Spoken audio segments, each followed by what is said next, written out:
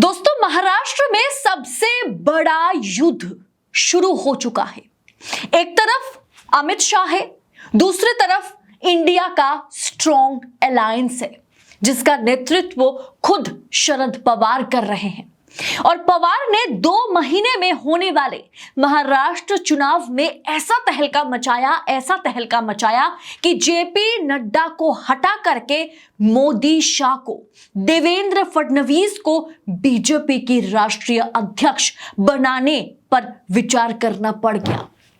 आखिर महाराष्ट्र में क्या खिचड़ी पक रही है? आखिर शरद पवार या इंडिया अलायंस ने जो सीक्रेट प्लानिंग की है महाराष्ट्र चुनाव को लेकर के, जिसके दम पर शरद पवार ने खुला ऐलान कर दिया, खुला चैलेंज कर दिया बीजेपी के चाणक्यों को कि हो सके, हिम्मत है, दम है तो महाराष्ट्र विधानसभा चुनाव जीत के दिखाओ।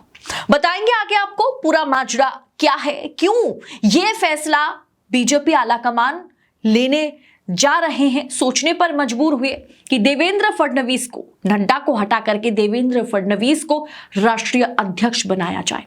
बताएंगे वीडियो में, तो आखिर तक वीडियो में बने रहिएगा। बाकी ऐसे तमाम खबरों को पाने के लिए चैनल को सब्सक्राइब करते हुए आगे बढ़िएगा।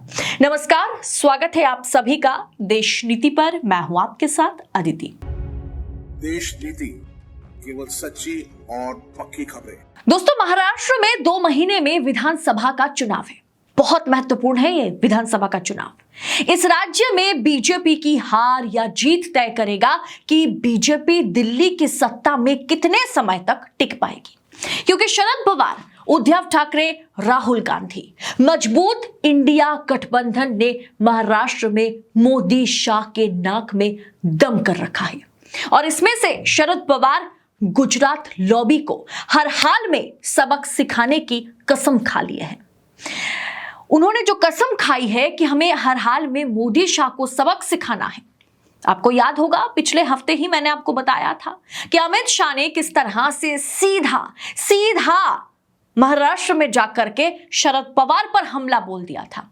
उन्होंने कहा, जो भ्रष्टाचार हो रहे हैं देश में, जो घोटाले हो रहे हैं, वो सब कुछ का सरगना जो है शरद पवार है।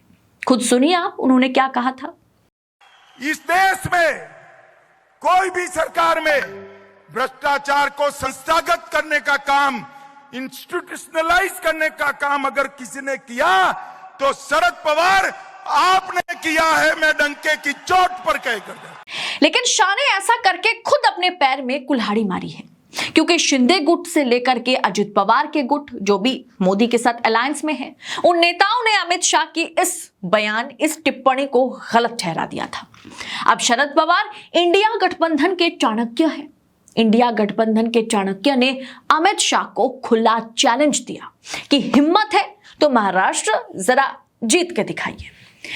अब सवाल यह भी है कि आखिर शरद पवार के पास जिस मजबूती के साथ, जिस दमखम के साथ उन्होंने यह खुला चैलेंज शाह को दिया है, आखिर सीक्रेट प्लान क्या है शरद पवार का? दोस्तों, शरद पवार का जो सीक्रेट प्लान है, पहला सीक्रेट प्लान यह है कि उन्हें हर हाल में महाराष्ट्र विधानसभा चुनाव में जीत दर्ज करानी है। और वो खुद नहीं, साथ ही साथ शिवसेना और कांग्रेस यानी इंडिया अलायंस की जीत को वो महाराष्ट्र में पक्की करेंगे। और पूरा का जो चुनाव है वो शरद पवार के इशारे या उनके नेतृत्व में ही इंडिया अलायंस लड़ेगी। ऐसे में प्लान नंबर 1 जो है वो है कि हर हाल में महाराष्ट्र का विधानसभा चुनाव उन्हें जीतना है। दूसरा सीक्रेट प्लान यह है कि सबसे अमीर राज्य अगर इंडिया जीत लेती है, इंडिया गठबंधन जीत जाता है, तो दिल्ली ज्यादा दूर नहीं। यानी दिल्ली में जो गुजरात लॉबी सत्ता पर बैठी है ना, जो गुजरात लॉबी सरकार चला रही है, उसे उखाड़ फेंका जाएगा। इंडिया अपना प्रधानमंत्री ना भी बनाए, लेकिन अगर महाराष्ट्र बीजेपी हार गई ना, अगर शरद पवार महाराष्ट्र में बीजेपी को, शाह को, मोदी को घुटनों पर ला देते हैं, तो यकीन मानिए, पॉलिटिकल एक्सपर्ट्स ये कह रहे हैं कि दिल्ली में नरेंद्र मोदी तो और प्रधानमंत्री नहीं रहेंगे। उस जगह पर नितिन गडकरी की एंट्री हो सकती है। इसीलिए महाराष्ट्र को हाथ में रखने के लिए बीजेपी आलाकमान जो है वो परेशान नजर आ रहे हैं और आलाकमान इसके चलते कुछ और प्लान कर रहे हैं। खबर यह है कि बीजेपी के जो राष्ट्रीय अध्यक्ष है, बीजेपी राष्ट्रीय अध्यक्ष बदलने का प्लान जो है बीजेपी कर रही है। भाजपा आलाकमान ने पार्टी के राष्ट्रीय अध्यक्ष पद के लिए देवेंद्र फडणवीस का नाम लगभग तय कर लिया है।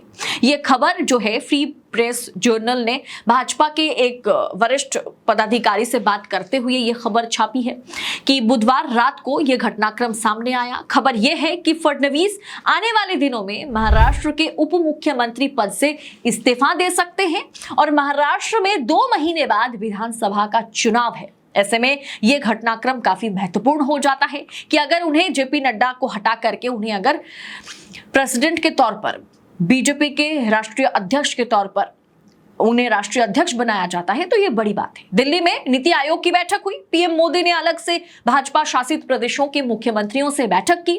इस बैठक के बाद पीएम ने अलग से बंद कमरे में फडणवीस के साथ भी बैठक करी। समझा जाता है कि दोनों की बातचीत भाजपा के राष्ट्रीय अध्यक्ष पद को लेकर के थी। मोदी और फडणवीस मुलाकात के बाद फडणवीस परिवार ने भी प्रधानमंत्री से फोटो सेशन कराया।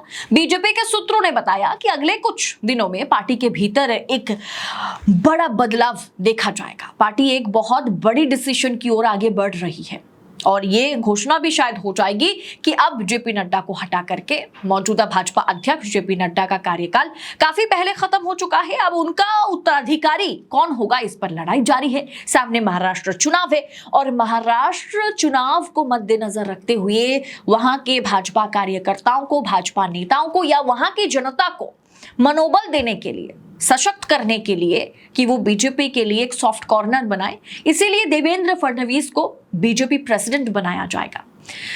तो ये कहीं ना कहीं शरद पवार ने जो खुला चैलेंज किया, जिस तरह से मजबूती के साथ इंडिया अलायंस महाराष्ट्र में नजर आ रही है, जिसमें शरद पवार है, जिसमें उद्धव ठाकरे हैं, जिसमें राहुल गांधी है। अब इनको किसी भी सूरत में लोकसभा चुनाव के बाद विधानसभा चुनाव में हराना जो है बीजेपी के लिए किसी आप कह सकते हैं कि बहुत बड़ा एग्जाम है उनके लिए। एग्जाम में पास होना, फेल होना वो तय करेगा कि आगे चल के बीजेपी कितने समय तक दिल्ली में टिक पाएगी, बीजेपी की सरकार टिक पाएगी।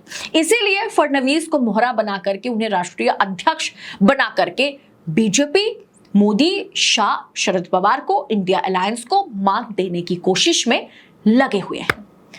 तो कुल मिलाकर के देखा जाए तो भारतीय जनता पार्टी का हाल इंडिया ने ऐसा कर दिया, जिस इंडिया को इंडी नरेंद्र मोदी कहते थे, जिस इंडिया अलायंस के लिए नरेंद्र मोदी या भारतीय जनता पार्टी के तमाम नेता मंत्री जो है चुनाव के दौरान अपशब्दों का इस्तेमाल किया करते थे, जिस इंडिया को उन्होंने एक तरह से दरकिनार कर दिया था, उसकी कोई वैल्यू नहीं थी, उस इंडिया ने ऐसा प्रदर्शन किया लोकसभा चुनाव में कि आज बीजेपी जो है वो 272 का आंकड़ा, क्या उससे कई सीटों के गैप पर बीजेपी अभी ठहरी हुई है। ऐसे में महाराष्ट्र जीतना, सबसे अमीर राज्य जीतना बीजेपी के लिए बहुत ज्यादा महत्वपूर्ण है। मैंने आपसे कहा ना, जो सबसे अमीर वाला राज्य जीत गया, क्योंकि यूपी में भी हाल बहुत ही बुरा है बीजेपी का।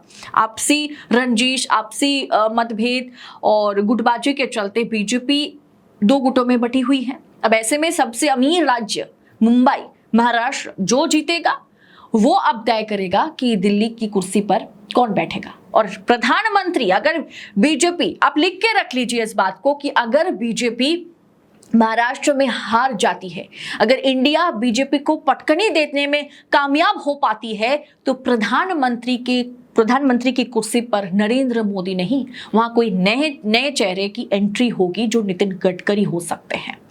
फिलहाल इस पूरे विषय पर आपकी राय क्या है, आपकी टीका टिप्पणी जो भी होगी, आप कमेंट कर अपनी राय हमारे साथ जरूर शेयर करें। बाकी ऐसी तमाम खबरों को हम आप तक पड़ताल के साथ पहुंचा सके, अंदर खाने की खबरें आप तक यूं ही हम आपको दे सके, आपको रूबरू करा सके, इसके लिए हमें आपकी मदद की जरूरत है। चैनल को सब्सक्राइब कीजिए, व्यूज बहुत ज्यादा डाउन है। ऐसे में अगर आप हमारी मदद नहीं करेंगे, आप चैनल को आगे शेयर नहीं करेंगे, आप स्टोरीज को अगर आगे शेयर नहीं करेंगे, तो हमारे लिए सरवाइव करना काफी मुश्किल है। चैनल को सब्सक्राइब कीजिएगा, रिपोर्ट अच्छी लगी होगी तो लाइक और फॉरवर्ड जरूर कीजिएगा। बहुत बहुत शुक्रिया आपका। जय हिंद, जय भारत।